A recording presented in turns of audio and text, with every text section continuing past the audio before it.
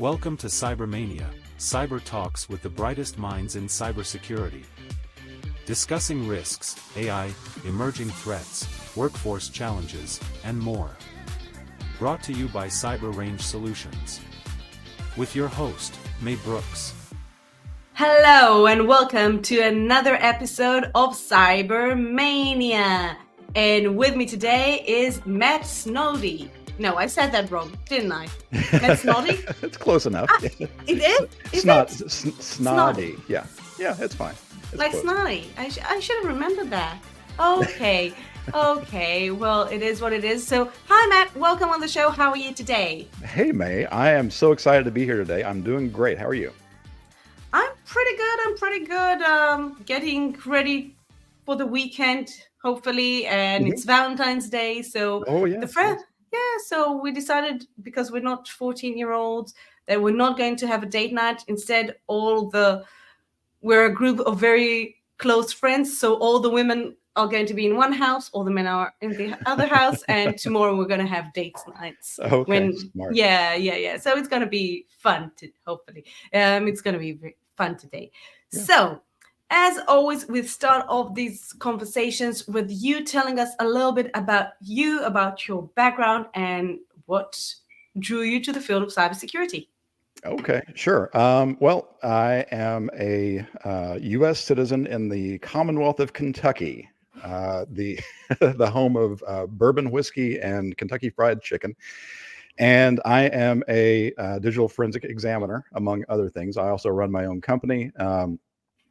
Originally came from the hills of Appalachia in the mountains. If you hear a little twang in my accent, that is the hillbilly in me.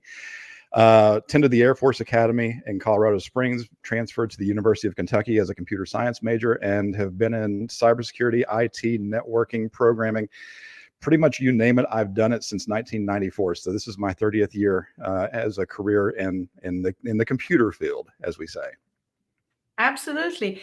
And well, I have to address the elephant in the room. This is not a virtual background, is it? Oh yeah, can they see this? Yes, this is my actual pub that I have in my basement. Yeah, where we occasionally throw some parties and have some friends over, and I absolutely love it. Half of it's bourbon, half of it's other stuff. So yeah, I think you're doing Kentucky. You're a proud Kentuckian, so it seems. I'm a card-carrying ambassador for Maker's Mark bourbon. So yeah. Okay, so you have that. So is that like that cyber bourbon? Oh, that's a gag you should get. Like security consulting for a distillery. Yeah, that's what I want to do. It's a real thing. Yeah. I don't know if you've heard, but some of the high-end bourbons are like hundreds and thousands of dollars now. They started putting chips in the tops of the bottles to be able to track to cut down on forgeries and stuff like that. So yeah, security in the bourbon industry is a big deal. Yeah. Cool. Well, I'm not saying I'm going to be a CISO of a distillery, but we can talk about advice, or I don't know, because I said I will never be a CISO again. Okay, so let's talk a little bit. I addressed one elephant, but now I'm going to address another elephant. What's the name of your company? The company that I have, and is 22 years old now, is Network Therapists Incorporated. So I have to ask. There's a story there, and I need to know it. I need to know. It's not as cool as you would think. Years ago, I used to work in Fortune 500 for a very big organization, and I had a colleague who had a business card, and his business card said that he was a network therapist. And so I said, what's the meaning of that? And he said, well, I help computers play well together. And I said, oh, that's an interesting thing. So fast forward a few years later, and I'm starting my own company. I'm trying to come up with a catchy name. And of course, I was young. I was in my 20s at the time. And I thought, oh, that would be a great name. So I called him up and I said, hey, you mind if I use that as the name? He's like, yeah, sure. So I started Network Therapists, and the tagline was helping people and computers play well together. And that's how I got my start with this company. And again, fast forward 22 years, and I kind of wish I hadn't, because it's kind of childish and it's kind of silly. But yeah, I've saddled myself with it, and I can't get out from under it now. So that's the name of my company. Well, I love it. I love the fact that this humor in it. And I think that cybersecurity and IT and networking and everything is serious enough. It's okay. Seriously, people tell me you don't take yourself seriously enough. Yes, I take my work very seriously. Myself, not so much. Yeah. We have to have our fun somehow. I'm kind of a therapist, and the number of offices I've sat in and just listened to people talk about things, not just their computers, but their personal lives and stuff like that. I kind of feel like I'm a therapist of other sorts as well. Amazing. Well, you mentioned that you do a lot of consulting and digital forensics work, which is, in my eyes, one of the most fascinating fields. And I know that as part of your work, you work a lot with legal, with law enforcement, with lawyers, judges, etc.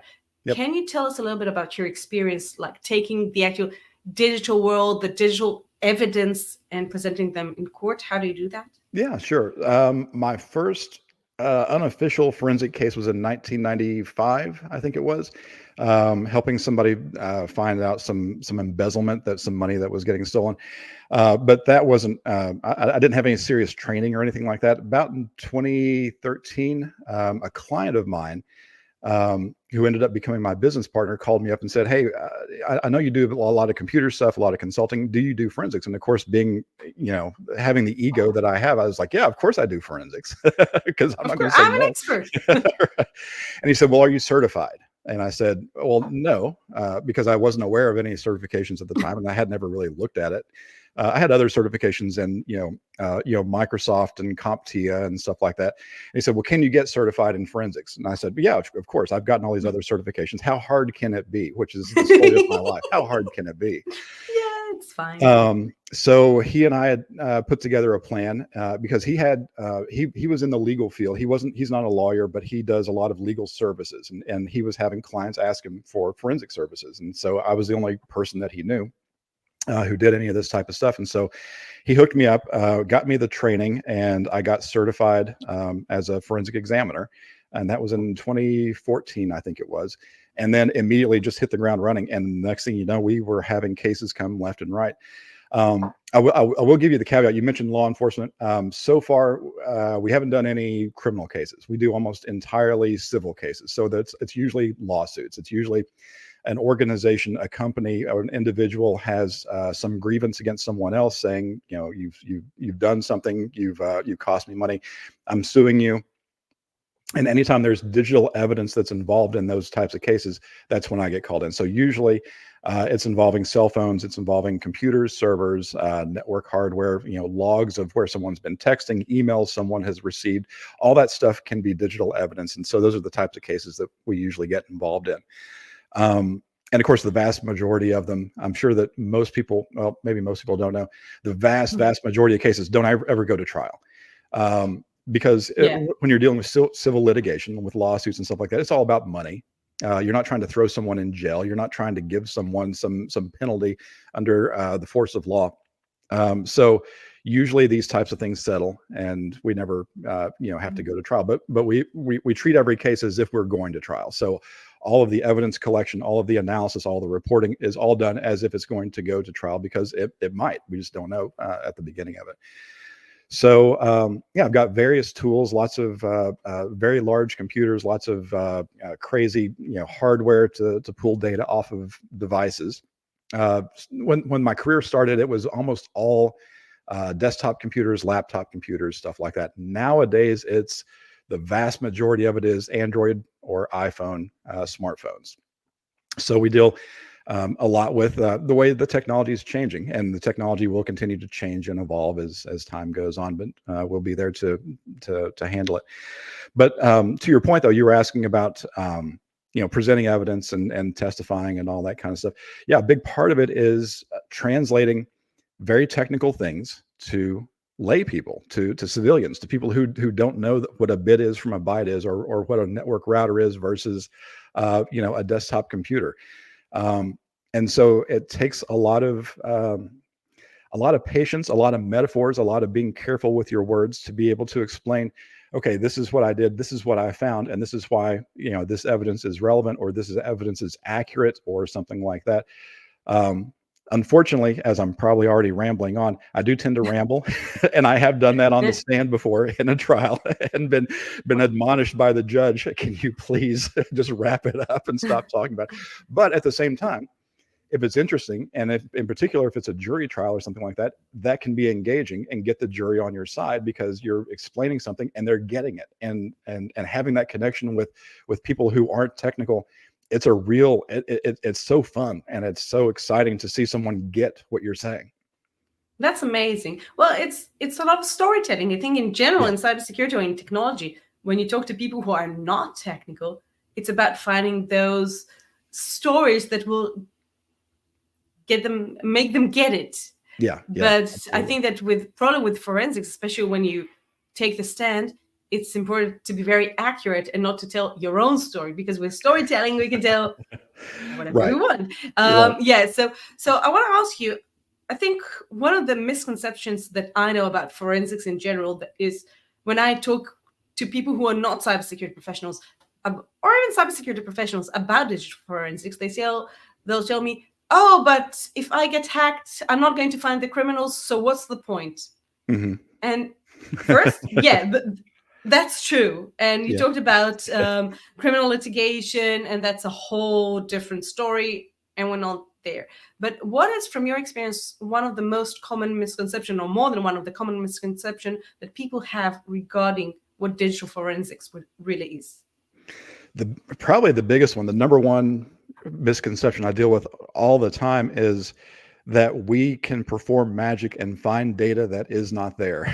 there are limitations to what we can find on stuff. We look for artifacts, and a modern computer system has a lot of artifacts and can give you a lot of information, but it can't always tell you everything. If someone throws away a laptop or smashes a hard drive with a hammer, no, I'm sorry, we can't pull the data from that. And we have had to let some clients down because we just couldn't find the data that they were alleging was there.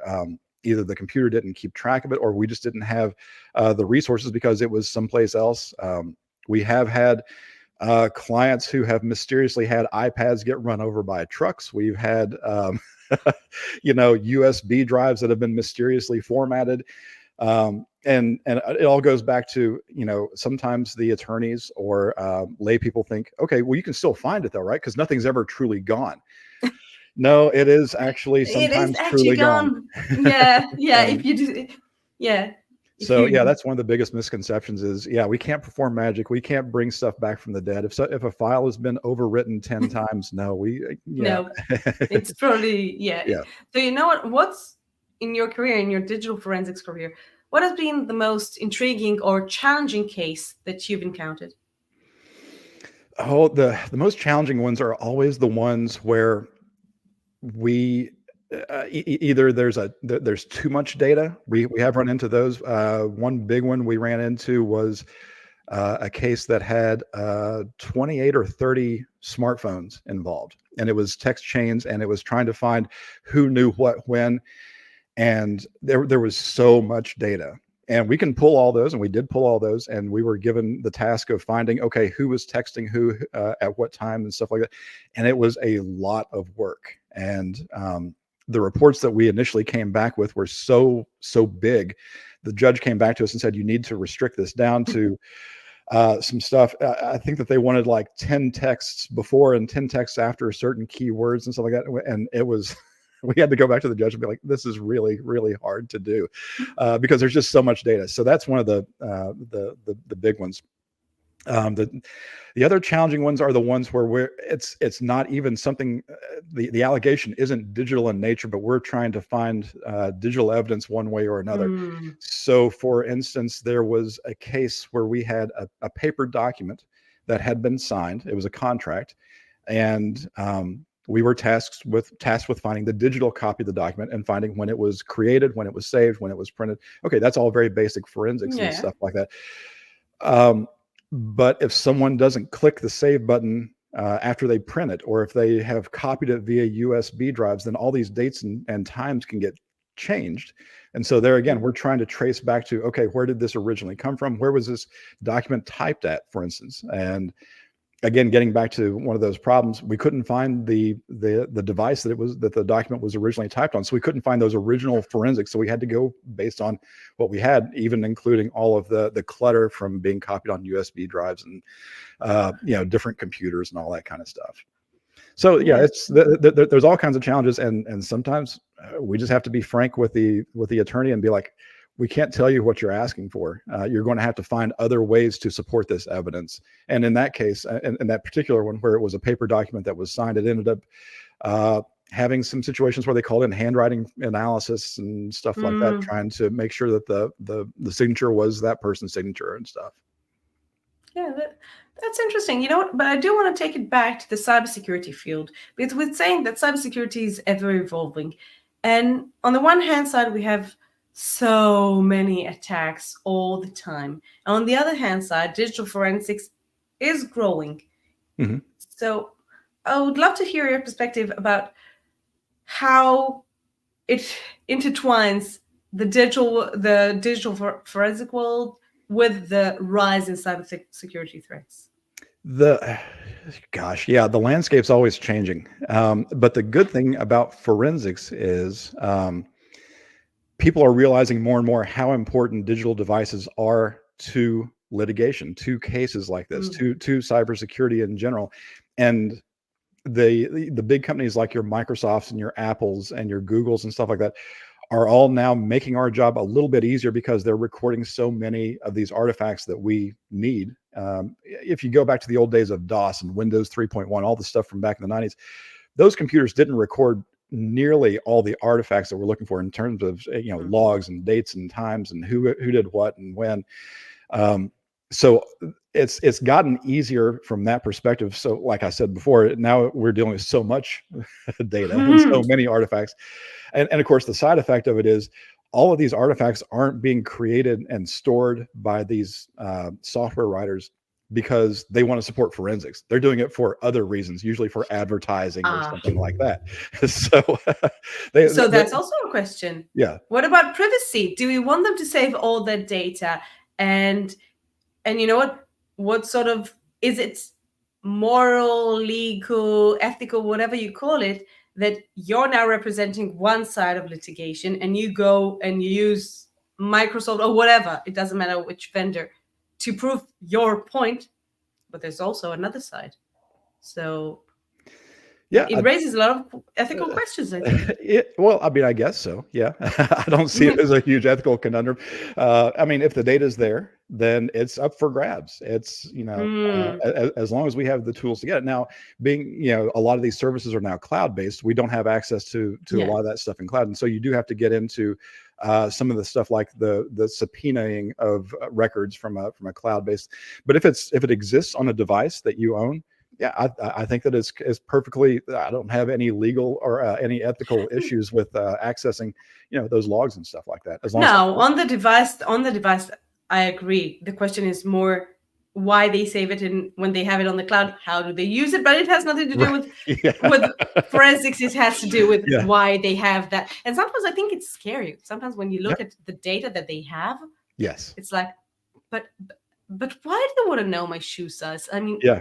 I don't mind telling you, but why? Yeah. So and even if it's anonymized, they can take that and cross-reference it from data from other vendors and stuff like that. So yeah, they can build a picture of you, even though you don't have any personal quote unquote PII information stored with them. They can still figure out who you are, all your data, and they can figure out a lot of other things as well. Mm-hmm. If they see, for example, my list of contacts in my phone, and I have 50 people working for X company, they can deduce that either I worked for that company or I work with that company. Mm-hmm. And there are companies that publish that data. So they aggregate those public things, and people tell me, okay, but they can go on LinkedIn and find it. Yes, if I said it on LinkedIn. But for example, my client list, not all of them, but a lot of them, nobody knows who my clients are. No, they no, would they be happy if everyone knew my client list? So these are things that could be potentially very harmful for companies, for people. But Yeah, that's a different conversation. It has nothing to do with forensics. Yeah. Well, I'm sure that I'm though, I mean, when you click the I accept at that big, legal document, as soon as you sign into a website or open up a piece of software or something like that, you've given them all the permission that they need. But the majority of people, and you talked about the layman, how many people actually read those terms of it? Nobody. No one. And actually, even if you, I'll say this. I know one person, and I'm on a podcast called the Sensuous Sounds of InfoSec with Ben Maliso and another guy from Austria, the CEO of a company called Safing. His name is Rafti Fiedler. And Rafti actually reads those terms of service, and we have segments on our podcast where he actually goes through and says, okay, this is what this means, this is what they're collecting, this is what you're agreeing to, and he's a very useful resource. But I will say, he is the only person I know who actually reads I actually this. know another guy. He's not Austrian, he's German, who does the same. So maybe it's a cultural thing.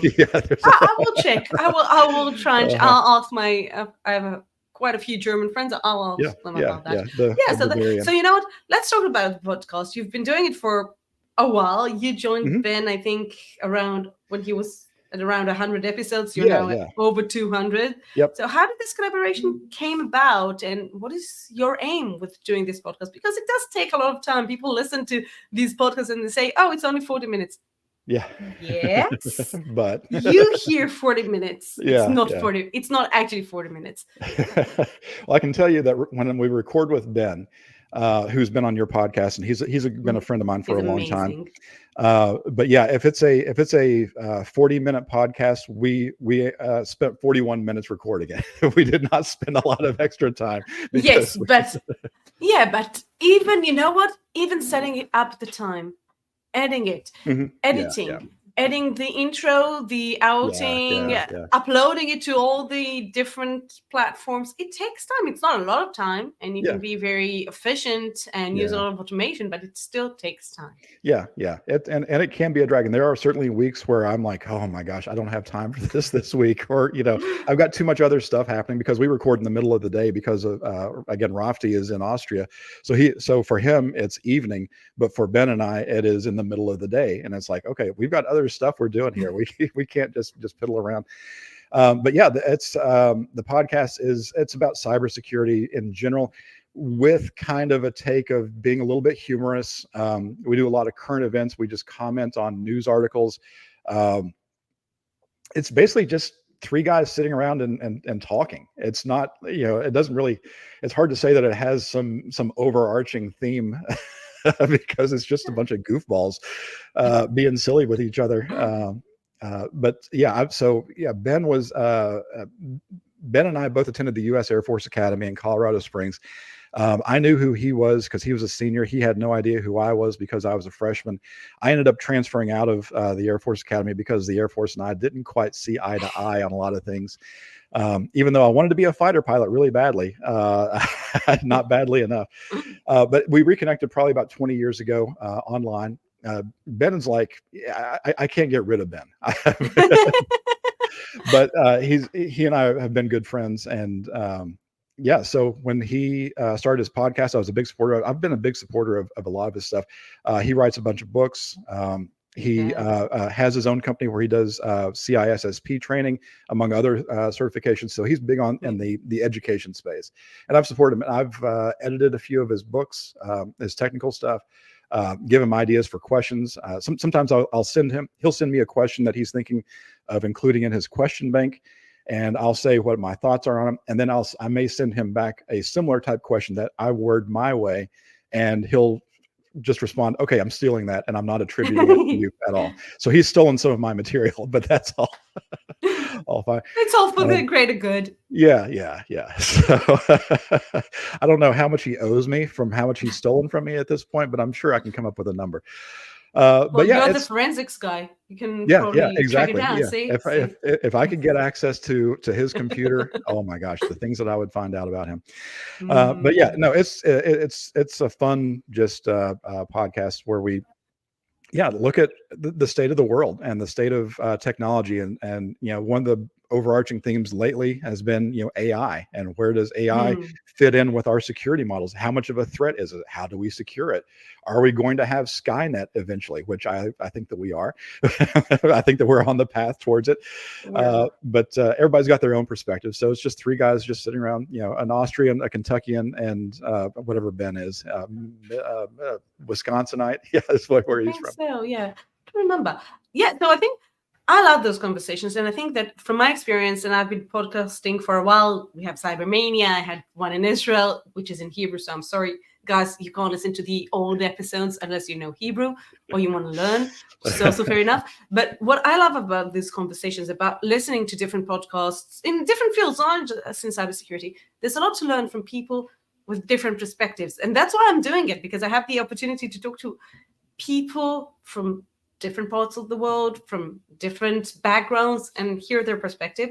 And from what I'm seeing in my audience, at least, is that a lot of people starting out or mid-career are looking for these resources. They may not reach out to you or to me or to Ben or whatever directly, but they will listen to podcasts. And I'm a big fan of education and building a career and looking at your career, looking forward and planning it out. And I want to ask you from your perspective, because as you said, 30 years, you've done a lot of things in this field. What is what piece of advice would you offer someone starting out if they really want to succeed in this field? Probably the biggest piece of advice is, I started out as a tinkerer, and I use the word tinkerer a lot because you learn a lot when you just start playing with stuff.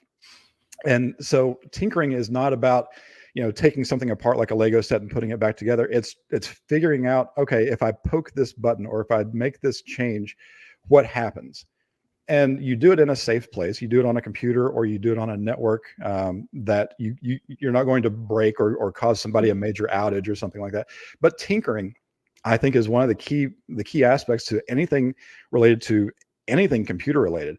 And it's super cheap to get into, because with the world of virtual machines that we have now, computers are super cheap. You can download a copy of Kali Linux for free, or any flavor of Linux for that matter. Stick it on a used laptop that you got for $25 or $50. It's so easy. It's such a low barrier to entry, but people don't do it because they're afraid to, or they think that it's too much or it's too hard. Well, but that's how you get started. You can't be afraid. You can't be afraid to learn. You can't be afraid to break things. You can't be afraid to try things out, because sometimes you try something out and you learn something really cool and you go, oh, wow, I never knew that. Sometimes you try something out and it breaks something and you go, okay, well, now I know not to do that again. But I think that it's just that curiosity and the not having the fear of failure. Just get into it. Just start doing stuff. I mean, something I mentioned, Kali Linux. I'm not a huge Kali Linux user, but I know enough to do some things with it. And the things that I don't know how to do it, I'm not afraid to play with. I'm not afraid to, okay, I've read about this tool. Let me go read some documentation. Let me start doing stuff with it and seeing what I can, can this actually be useful? Whether it turns out to be useful or not, you still learn something.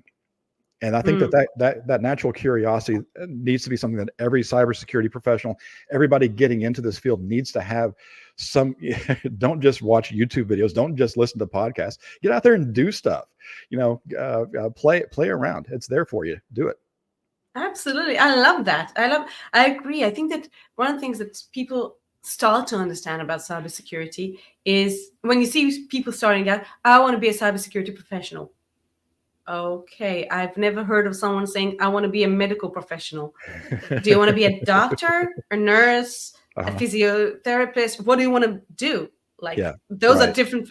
And cybersecurity is similar. So it took me a very long time to come to terms with the fact that I will never know enough about cybersecurity as I would like to.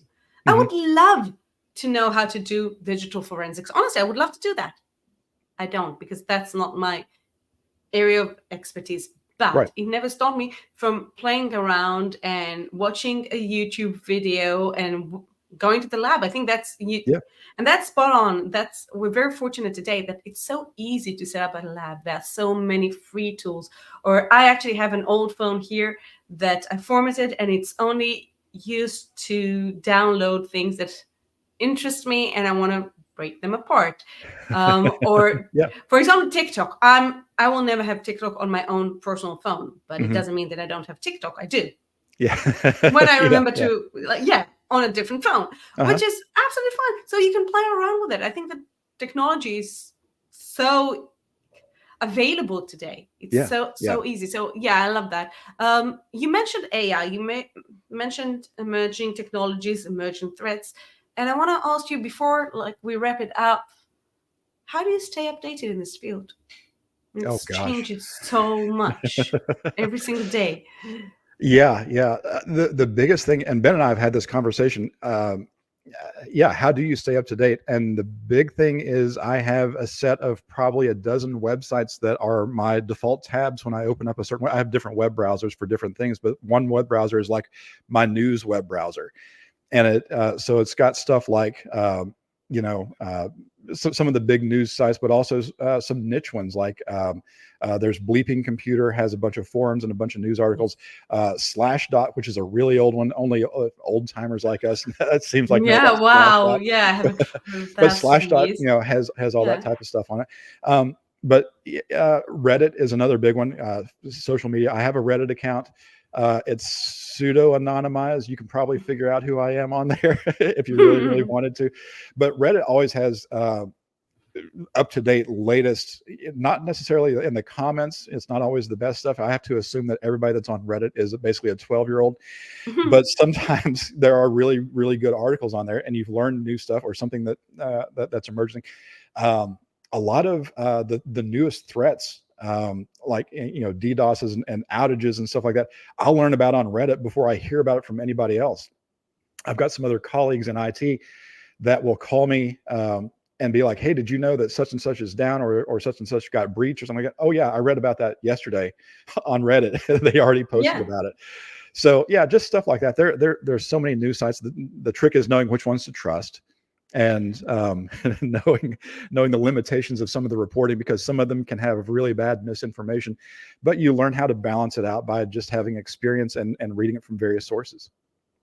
Yeah, amazing. I love that. Personally, I use a lot of networking groups as well, like on WhatsApp or Telegram or Signal, and we keep each other updated. So that's another great resource, because if someone has experienced something and they're a CISO in a bank in Italy, and someone else is experiencing the same and he's a CISO in a bank in, I don't know, in the US, and I'm a CISO in a bank in the UAE, I might experience the same thing in a few days or a few hours or whatever. So I find those collaborations fantastic. I absolutely love networking. Yeah, networking groups, are huge, and they've kind of died off a little bit recently.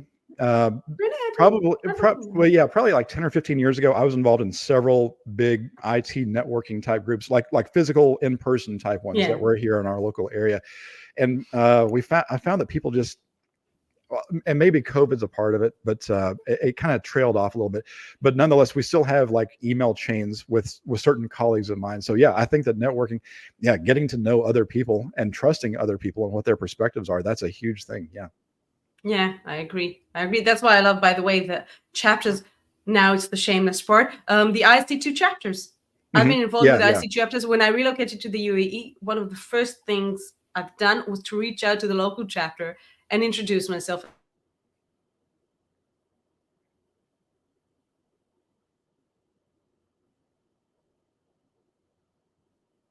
The UAE, I had to be updated here, which is a very different cultural perspective, and everything is different. So so I'm a big advocate for chapters in general, IC2 chapters in particular. I'm shameless today. I'm really shameless.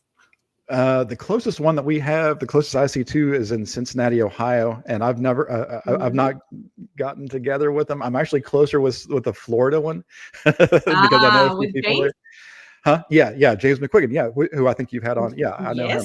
James is amazing. So yeah, we have some overlap in some of the people that we know. It's funny. The more you meet people here in the realm of cybersecurity and technology, the more overlap you see, and you see how small of an actual group of people actually is doing this type of stuff. It's funny how there's so much overlap in the people that know each other. Yes, it is. It's a small pond. Yeah. And yeah. Cool. So before we wrap this up, I always love to ask very quick pop-up quiz sort of questions, no right or wrong answers, whatever comes to mind. So let's start with, what's one cybersecurity myth you wish you could debunk for everyone? Oh, my favorite urban legend is called Bad BIOS. And I don't know if you've ever heard of this, but this was a security researcher, this is probably 20 years ago, who was convinced that the BIOS on his computer was sending ultrasonic digital data out of his computer just to an unknown attacker. So it was an air-gapped machine that was still, he was alleging, was communicating, even though it had no network connections, no Wi-Fi, no, this is before Bluetooth, this is before any of all that kind of stuff. I would love to know for sure whether Bad BIOS was a real thing, and that's a very specific myth. No, but it's but yeah, it's an urban legend. But yeah, other myths. The myth of privacy. It's so hard to get people to understand that privacy is one of the only currencies that we are going to have in the next 20 to 30 to 50 years. Take your privacy seriously. Shut down your social media. I know you want to talk to your grandmother on Facebook. I know you want to, put your kids on TikTok. I know that you want to do all this stuff. Do it anonymously. Do it with a burner account. Your privacy realize what you're giving up. Yeah, and come to terms with it. And I've got younger kids. I've got 3 kids that are in college, and they're kind of the opinion that, yeah, I've already given up all of my privacy, and I want to be like, no, you can still cling back some of it. Yeah, that's true. If you had to describe your cybersecurity journey in one word, what would that word be? Crazy. All over that's the place. That's a good word. Yeah. There's been no one straight path in my career. It has always been veering left and right to different things and different interests and where people needed me. So yeah, crazy. I like that. How do you celebrate your achievements? I don't really. I don't have an ego wall. Bad. I don't have my certificates on the wall. I don't have an ego wall. I don't. No. How do I celebrate? I have a boat and I go to the lake and I sit in the middle of the water. That's how I celebrate, by being alone and relaxing. I don't throw parties. I don't. I have to say that I'm surprised. Oh, really? Yeah. Most of the guests that I asked them that question say, I have a drink. Well, and with your background, I said obviously. That's like, well, yeah. So basically, that's how we celebrate our success, and that's how we commiserate in our failures. For some of us, not for everyone. I've been saying that I'm gonna get a T-shirt. Cybersecurity, it will make you drink. Yeah, that's. I think that's Okay, if you haven't chosen a career in technology, what would you be doing today? I would be a pilot. I have a private pilot's license. I went to the Air Force Academy to become a fighter pilot. I had every intention of becoming an astronaut at some point. Flying has been a passion of mine. Aviation has been a passion of mine for a very long time. I'd be a pilot. No question. And last thing that I really want to reference, because of a few nuggets that I picked up throughout our conversation. What is the most unexpected skill or hobby that has helped you in your cybersecurity career? The most unexpected skill. I like cooking. I like smoking meat, like making barbecue and stuff like that. Man after my own heart. And I think that the key with cooking is to be able to follow a recipe and know what the recipe is getting at, but also know when to change the recipe to know, okay, if I add some garlic here, or if I remove the lemon juice and I put in a little vinegar there, it might change it a little bit, and it might be terrible the first time you try it, but you might also discover something that is really, really good, and it becomes your own unique thing. So yeah, I love cooking and I love following recipes, but I also love knowing when a recipe can be changed and updated. And I think that applies to cybersecurity as well. You can follow all the rules and still be wrong. You need to know when to change it up when something isn't quite working right. I absolutely love that. I never thought about cooking and cybersecurity in that way, and I definitely will from now on. I definitely will. Matt, thank you so much for joining me today. It was an absolute pleasure having you. Oh, it's my pleasure. Thank you. And I hope to see all of you next time on CyberMAYnia.